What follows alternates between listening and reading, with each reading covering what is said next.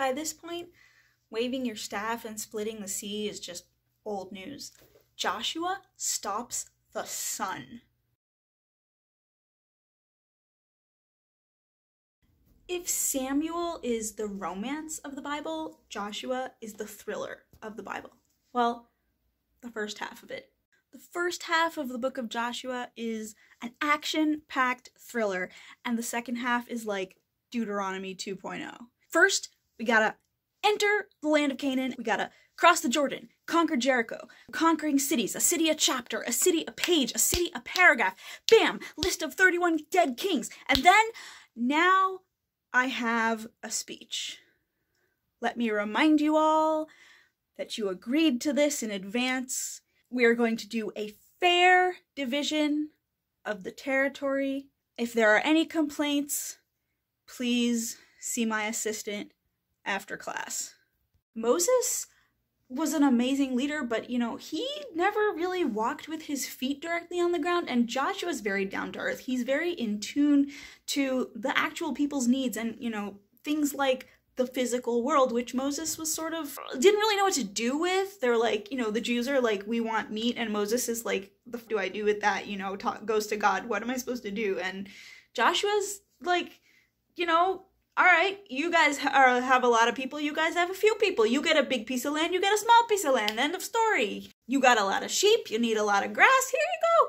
Every chapter, sometimes every paragraph, they're in a new city and they're just like obliterating it. We have the whole, you know, ooh, there's God working miracles. Why would you just barge into a land when you could split the sea and walk through it, right? Why would you just surround a city and attack the normal way when you can circle it 7 times and then blow the shofars and then have the walls come tumbling down? Objectively, that is a cool way to conquer a city. You can see really that Joshua studied under Moses and learned a lot of his tricks from Moses, up to stopping the sun. That was unique. Very nice. Here's a fun fact about the Israeli school system. The lady in chapter 2 who hosts the 2 spies, this woman, Rachav, is a zonah. That word in modern Hebrew means prostitute. Probably it also meant that in biblical Hebrew.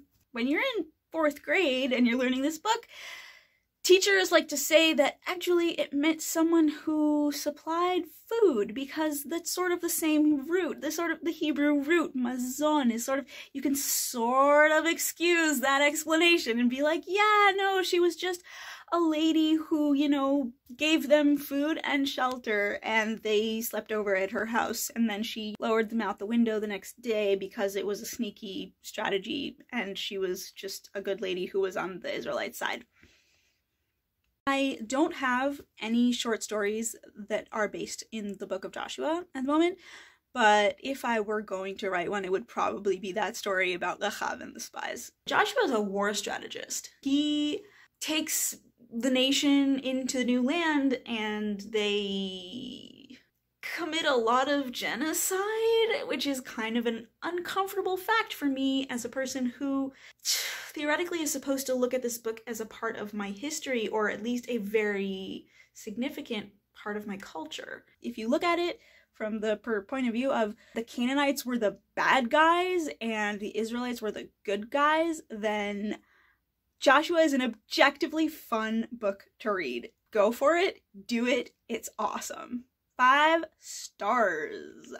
If you enjoy this video, please like and subscribe to my channel, and don't forget to check out my other videos about the other books in the Bible. There's one about Judges and Samuel and Deuteronomy, and more coming. So subscribe, hit the little bell, and I'll see you around the tube. Bye!